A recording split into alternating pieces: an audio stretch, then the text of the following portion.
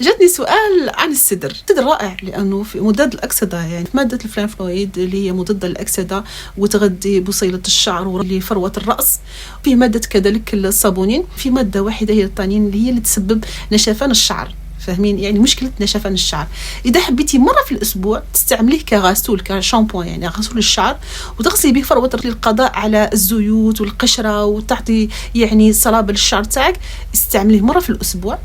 إما تستعمليه كغسول أو استعمليه مدة 30 دقيقة غسل شعرك.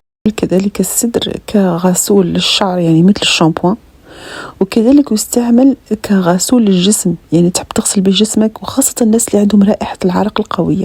لو استعملتي مثلا السدر وكان حصلك نشفان الشعر، مشطي شعرك بإما زيت الجوجوبا أو زيت أرغان، يعني هادو 2 رائعين للشعر. ولكن عندك زيت آخر أنت تعودت عليه وجدتي أنه رائع، استعمليه، لأنه كما قلت السدر رائع ولكن هو منشف.